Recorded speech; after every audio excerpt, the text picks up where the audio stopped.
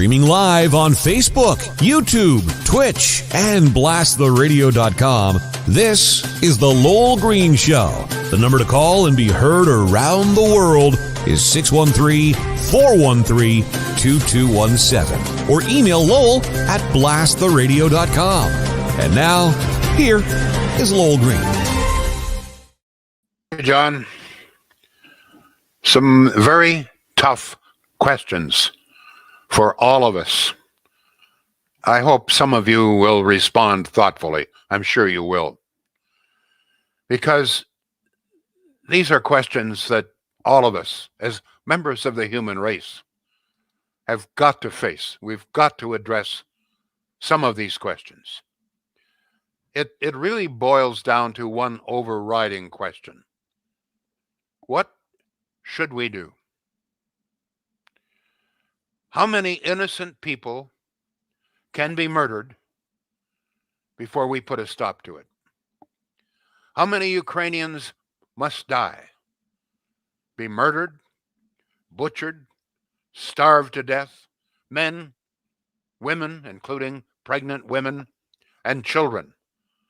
How many will be murdered, starved to death before we face Putin head on with a no-fly zone or some other action to stop the murderous bombing and shelling of homes, civilians, schools, and now even hospitals? I believe that Putin is deliberately targeting civilians any place that he can. He agrees to a safety corridor. Then when people begin to try and use it, he opens fire on them. The city of Mariupol is now without electricity, food, water, and no medicine. People are being buried there in mass graves. One child has already died from thirst. There is no water. Dehydration is serious. Starvation only a few days away. How many people will we allow to starve to death, be murdered, before we confront Putin? We all know the risks, and they're there. A no-fly zone, they tell us, could easily result in World War III, which, of course, among other things, would destroy Russia, along, I guess, with most of the rest of us.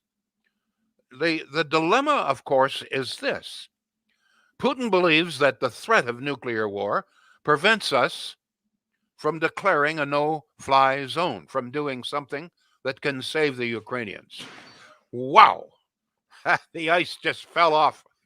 Is that what that was? Yeah, we weren't under attack here. I was just going to ask if Putin found you. Ice just fell off the roof. All right, sir. Here. Wow, rest easy. Because Putin believes that the threat of nuclear war prevents us from declaring a no-fly zone, which means he believes that he can do anything that he wants, and that's what he's doing.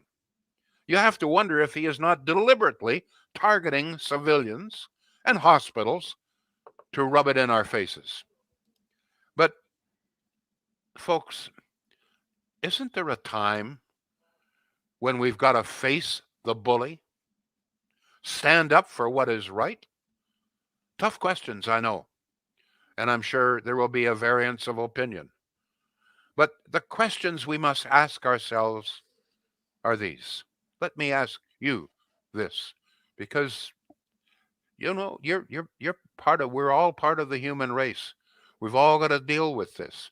Actions that our government will take or may take will affect us all. The population of Ukraine is about 44 million. About 2 million people have managed to escape. A few more million likely will make it out. But I ask you, in all honesty, could we really stand by while Putin murdered or starved to death, let's say, 20 million Ukrainians? How about 10 million? Could we stand by and let 10 million starve to death? How about 1 million? Could we stand by and allow that? How many people are we prepared to let Putin murder before we do something to stop it? Can we take the risk of a no-fly zone? Can we take the risk of genocide, the death of millions? What's your call, folks? If you were in charge, what would you do? Tough questions. But these are questions that have got to be answered. I mean, you're a member of the human race. You're a Canadian citizen. We've got a role in this. We're members of NATO. What do you want? What do you want us to do? What should we do? How many people, men, women, children, are you prepared to allow to die before you demand that we put a stop to it? I hope we get some response. John, any response coming in as yet? Yes, indeed. Here we go. From Facebook, from YouTube, from Twitch, and from Twitter. And of course, we do invite your calls. 613-413-2217. Right out of the gate, Donald says, time to send NATO forces in. Lisa says, good points, Lowell. Unfortunately, we have a slew of clowns and bobbleheads in power here in North America and in Europe. She adds, Putin is bluffing about nukes, but it has the world's leaders shaking in their boots. Okay, but what you want to do? You're not answering the question. I couldn't agree with you more. But the question is, and sometimes we have difficulty getting, I know it's a tough question, but we've all got to deal, we in our own hearts and our own conscience, we've got to ask this question of ourselves. We're members of the human race. We're Canadian citizens. Our government has a role here as members of NATO. What do you want us to do? Can we take the risk, or can we just stand by and let millions of people starve to death? They say that they're only a few days away from starvation in Mariupol. There's about 1 million people there. What do you want to do? Please, just think about it and let me know how you feel. There's a recent poll indicates that sentiment is beginning to turn on this, and the most recent poll indicates about 60% of Canadians say, you know what, let's call his bluff. We simply can't stand by and allow this to happen. How do you feel? John, please go ahead. Yep. Tony's on Facebook. He says it's simple, Lowell. Putin will be able to do whatever he wants with Biden and Trudeau or pretty much any of the Western leaders we have today. Wait till the change of administration in the next election, then look out. Third World War. Yeah, but what do you see? Here we go again, though. This is the problem. I appreciate the text and so forth, but why are you hesitant to answer the question? These are questions that are, you can criticize the leaders, but if you can't decide, if you can't make a decision on this, how do you expect the leaders to? They're only human like you. So my question is, what do you think we should do? Can we take the risk? Can we stand idly by? Go ahead, please, John. Anne says, I think that NATO will have to send troops as I don't see Putin backing down. Paul is next. He says, we need to take all the risks and hope to God World War III does not happen. Terry says, take the risk. He will never stop. Cheryl on Facebook, aren't we just as bad as Putin? If we don't act today, it's Ukraine. Tomorrow, it could very well be us. If it were your family, wouldn't you want someone to step in and help them? Constance says, time to send in NATO. Let me scroll up to some of the other comments. We have to go in now, says Kevin. Richard says, tough question for sure. Enough is enough. I would be prepared to, 1, insert a no-fly zone and let Putin know that if he enters, planes would be shot down. 2, find and take Putin out on the QT. And 3, let Putin know if he doesn't stop, there will be consequences. Some of the suggestions from Richard. James, watching on Twitch TV, he says, I say NATO is the way to go. Do it. Take the risk, says Richard. Jennifer says, my biggest concern is that our weak leadership, our weak leadership should we enter war. I don't trust Trudeau and Biden to keep us safe in North America, but I've donated money and it never seems like enough. They are targeting babies, and if this was us, I'd beg for the world to be there for us. We are humans. It's our job to defend freedom for all. Take the risk. Lisa says, I would gather the world's leaders and organize an offensive. This is such a dangerous precedent. If we do nothing, he can do whatever he likes and also encourages North Korea and China to do similar takeovers. But if we do something and he nukes us, it's all over. No winners. That last call, that's some very interesting comments. Thank you very much.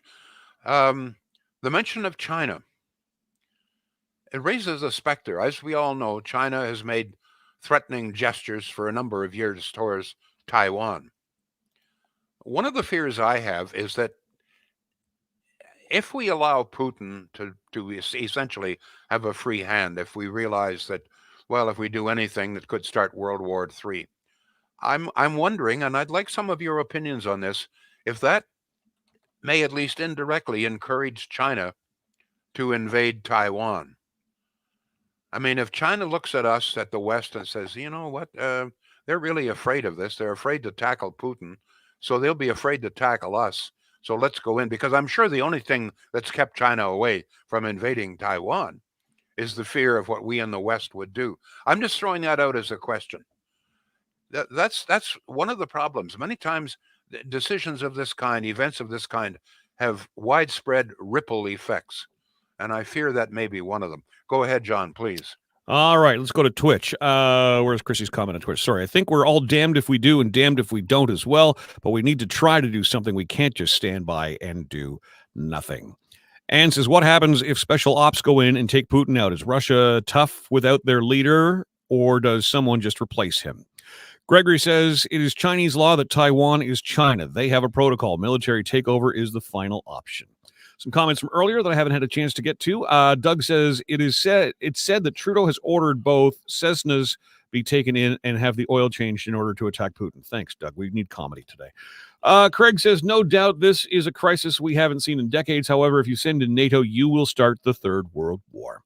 Answering the question, says Peter, a fly zone needs to happen. Send 2 retired presidents of the USA and work on peace talks. And if we don't stop Putin, he won't stop at Ukraine. History has told us about ruthless warmongers like Hitler and Napoleon. He will soon try to grab our Arctic North. How could we stop him? People are naive if they think we can just sit on the sidelines on this thing. We have to get involved big time and send more money to NATO. One of the things that's come to light, and I think an increasing number of people are beginning to realize, is how vulnerable we are here in Canada. I went through yesterday about our 45-year-old tanks. We only have 83 of them. Our 40-year-old fighter jets, 39 or 48, I guess, depending on when they came off the assembly line. Our 4 submarines that won't submerge. And that's pretty well it. I think, a couple of frigates that are about 30 years old as well. So one of the questions, of course, and I'm a little off the topic, I know, but if NATO did go in, I even wonder what role. I mean, we are so weak here. We have so allowed our military to deteriorate that I really wonder what we in Canada could do. I don't know. You may have some thoughts on that as well. Go ahead, please, John. All right, let's go to emails. Lowell at blasttheradio.com. Lisa is first up. She says, war of any kind has always been dirty business and wrought with unfair practices. As to the needless deaths, one's too many.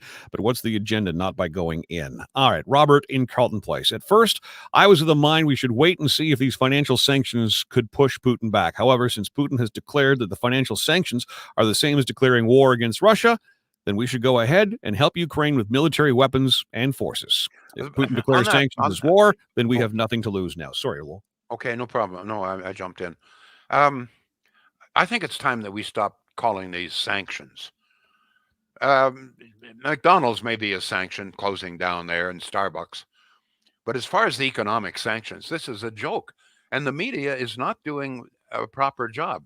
The fact of the matter is, and I mean, this common sense tells you this, okay? We know that Russia continues to supply large amounts, tens of thousands of barrels of oil and tons of natural gas every day to Europe. 40% of all the oil burned in Germany comes from Russia? And we all know that the price of oil has increased dramatically in the last number of weeks. Increase in the price of oil and natural gas means more money into Putin's pocket. So this idea that somehow or other we are harming him financially is nonsense. Common sense tells you that. I don't know this story about the ruble crumbling and so forth. The ruble may be crumbling, folks, but I'm going to tell you that as the price of gasoline and natural gas escalates, all it does is push more money into Putin's pocket. Sorry, but it doesn't take a genius to figure that out, does it?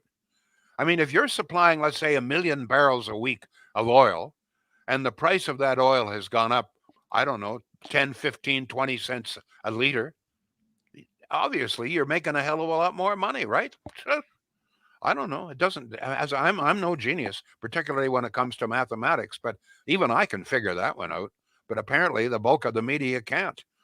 Going to take a bit of a break here while more and more of you think about what we should do here, because it's all very well. I mean, there's no question. All very well to say NATO should go in, but there is a risk, folks. I mean, there's no question about it. Now, whether Putin is suicidal is another question. It's hard for me to believe that anybody in their right mind would start a nuclear war. But is Putin in his right mind? I don't know. Shields up there in Pakenham. Now, if you're concerned, and everybody is these days about money. I mean, like with the price of gasoline skyrocketing and diesel fuel, the price of diesel fuel. And you imagine you're a trucker and you're burning diesel. You imagine if you're a farmer. There's a very interesting story today on Facebook written by a farmer, but the increase of his pesticides is about a 400% increase. The cost of fertilizers is almost doubled. And you wonder why the cost of bread and many food items are going up. Well, I mean, if it costs a heck of a lot more to produce, to grow this stuff, excuse me, you're going to have to pay more to get it. Anyway, I'm taking some time out of my commercial here for Shields. So if you're concerned about money, and who isn't, check out Shields. You'll be very surprised. They're operating out of Pakenham. They've been there since 1947. They have a huge warehouse. Let's face it, I mean, the cost of just about everything in Pakenham is a little bit less than what you'll pay in a major mall downtown Ottawa. They pass those savings along to you. I've said this before. At least give Shields a chance. Should write a song about that. All we're asking is give Shields a chance. Oh, boy. Pretty bad, eh? Pretty bad. I said nothing. I just laughed. Go ahead, John, please. I laugh a lot. James says, I'm surprised that someone within Russia has not taken care of the problem by now. He's watching on Twitch. Anna says, that's right. Putin is not in his right mind. And she also says she likes the stove that we just had on the screen. So thank you. Thank you. Listen, here's the problem. The writer says he's surprised that someone hasn't taken Putin out. The propaganda, the pro-Russian propaganda is so powerful that the last reading we have is that the great bulk of Russian people support Putin. They think that Putin is rescuing the Ukrainian people. They think what he's doing is kicking the Nazis. Putin has spread the story that these are Nazis running Ukraine, and he's down there rescuing people. And not only the people in Russia, but they're interviewing a number of people. Belarus, we know, is in Russia's pocket. But even in Latvia, for example, a lot of people in Latvia are pro-Russian. So this not only is this a war of bullets and bombs, it's a war of propaganda. And by the way, the Russian propaganda is even being spread. Saw a story on YouTube the other day. Pretty wild, pro-Russian. Unbelievable. Go ahead, John, please. Let's go to text at 613-413-2217. Yes, call his bluff, and now Putin will not stop at Ukraine. Barry says, how many people have to die before we take out the bully? If we don't, he's just like Hitler, and he will keep going unless we stop him. Over to Twitch, Laurentian View Terry says, send NATO in. If Putin was that keen on a nuclear war, he probably would have started one already. Lisa says, did Putin take a lesson on media propaganda from Trudeau? Russia is reporting that Ukraine's defeat is imminent. Let me see. Maybe he wants World War III, says Kim. There was a comment here just moments ago, too, that caught my interest. Oh, yes. Terry says, I don't think Putin is suicidal. Why would he be sitting 100 feet away from everyone? He's afraid of germs. I saw that picture. I didn't quite understand it doesn't add up, does it? It's so weird. I don't think. Do you think, John, you're more aware of things like this? Do you think that was a real picture? For those of you who don't know, the picture showed a number of people way at a far, this long. Oh, I think the photos are real. There's a lot of videos that are coming out of the Kremlin right now that are proven to be fake. He's on a green screen, appearing to be surrounded by people who are actually within his inner circle now and like actually physically close to him. But you can see like he puts his hand in front of the microphone and the microphone, disappears, etc. Really? So, I mean, it makes it hard. This is part of the problem, right? What do you believe? What don't you believe? Because all of this stuff is so easy to fake. It's scary. I was mentioning YouTube. There was a someone on Facebook yesterday said, "Well, if you really want the excuse me, if you really Mhm. want the truth, you'll go to this." Oh, Excuse me. everybody's got a source for the truth, don't they, Oh Lowell? yeah, yeah. Yeah. So he says, "If you want the truth, go to this." So I went to the YouTube. This was really wild. This is a guy who claims that he is now in Ukraine.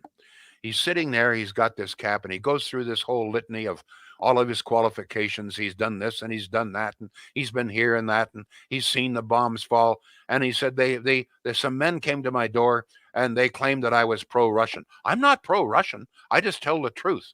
But I'll tell you this: Putin is a very reasonable man. He's a good man. He's an honest man. He's a patient man. And I'll tell you this: I would have invaded Ukraine if I was there. I would have invaded Ukraine 3 years ago. You know why? Because Ukraine was plotting to invade Russia.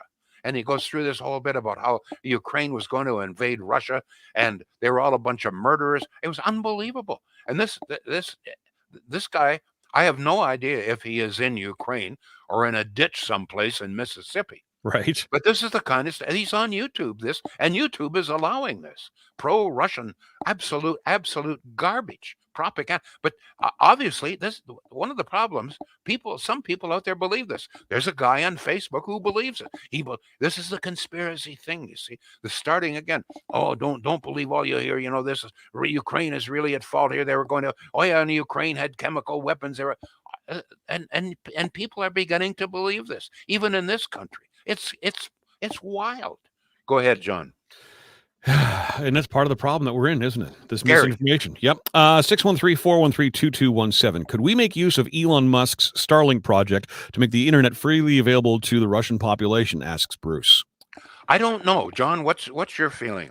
I don't know what that is, but you So, explain to me. It's basically accessing the internet via satellite. Now, you do need a dish. You do need something on Earth in order to communicate with it, but it's a very different way of accessing the internet than through cable or phone modems, etc. Nobody has a dish anymore, though, do they? Well, a lot of maritimers do, especially for internet. So, Right. it's that technology. So, I mean, that's the catch-22. Sure, yeah, you could do that and provide that to Russians who could then have unfettered internet access, because of course their internet there is blocked.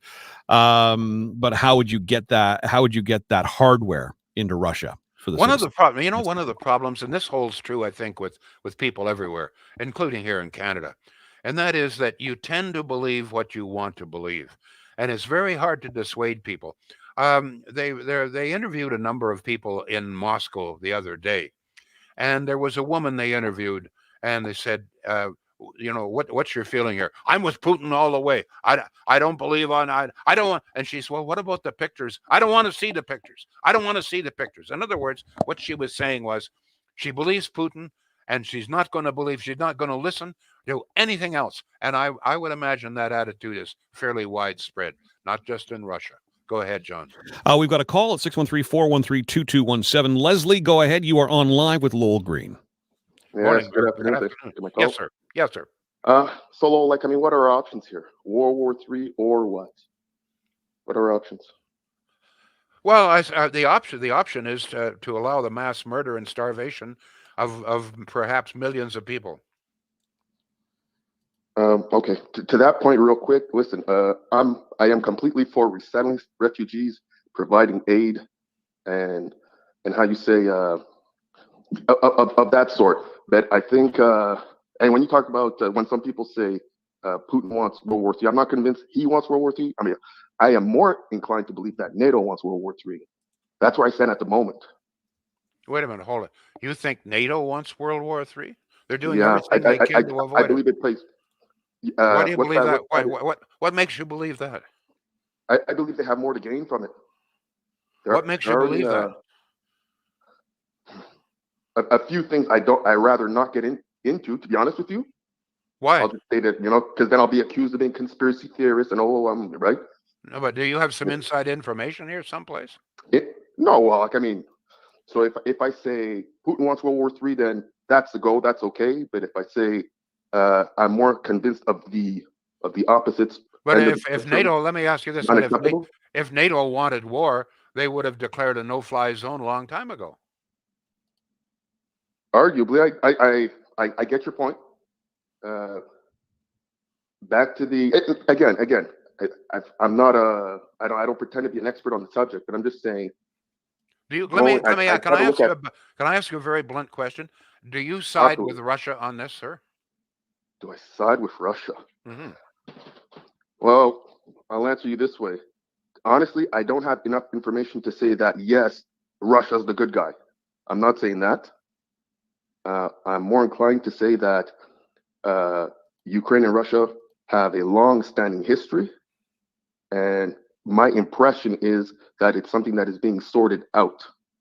Now, will it go beyond the borders of Ukraine? So you sort out things by bombing hospitals, do you? Oh, well, here, I'm going to throw this out.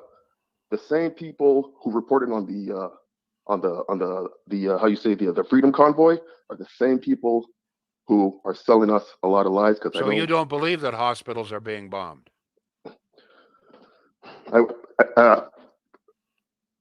You're the first person I hear of this.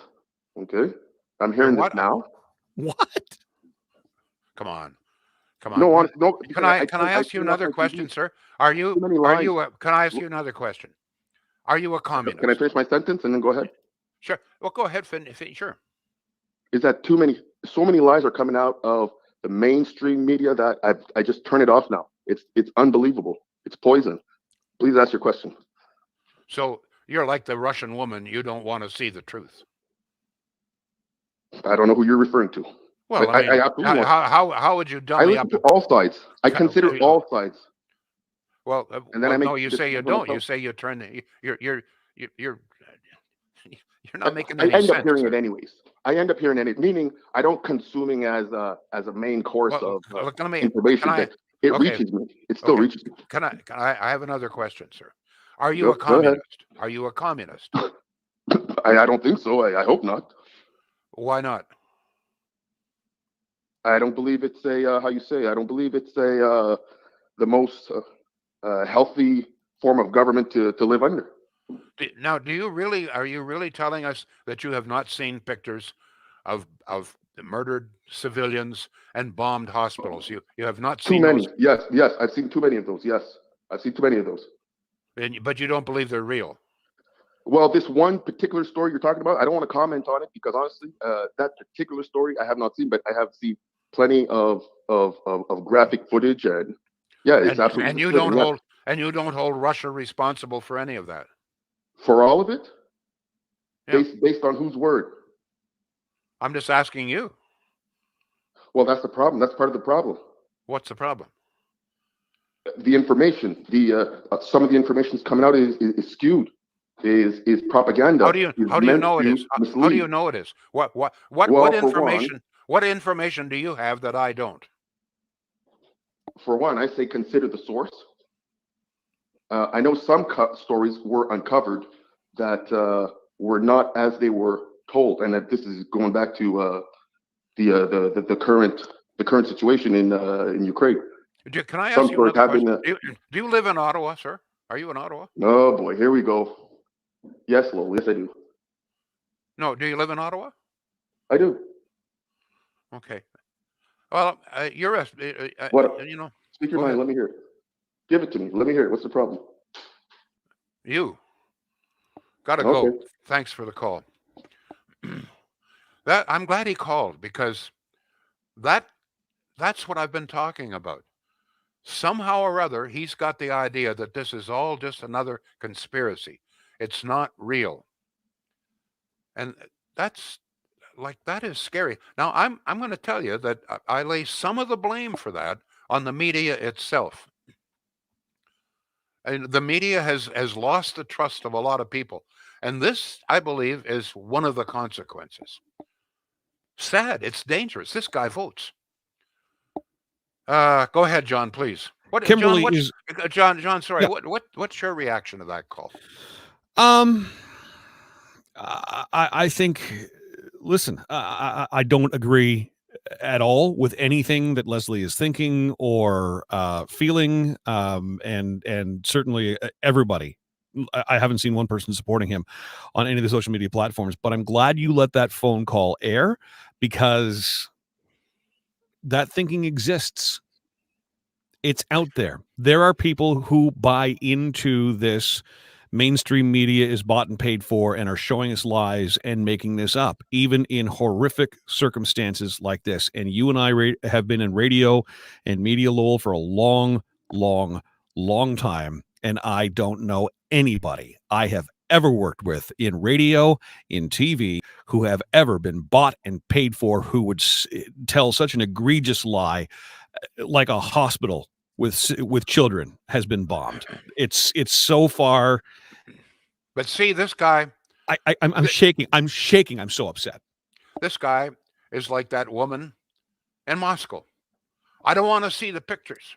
I just believe it. And very clearly, I mean, he's pro-Russian. He didn't want to come right out and say it, but very clearly he's pro-Russian, which is scary. As I say, guys like that vote, and even more scary, guys like that breed. Going to take. I have to go. I have a doctor's appointment. Oh, that's too bad. Sadly, Kimberly is on the phone. I understand. Listen, we probably will continue some of this tomorrow, folks, because these are decisions that our leaders are going to have to make, and they need to hear from you. Thank you all. Thank you very much. We'll be back tomorrow. The Lowell Green Show is seen and heard live around the world at 2 p.m. Eastern. Connect with us online at blasttheradio.com/Lowell Green. Can't join us live? Download the Lowell Green podcast. Available on Apple, Spotify, Google, and more. Ask your smart speaker to play the Lowell Green podcast. This is a production of blasttheradio.com.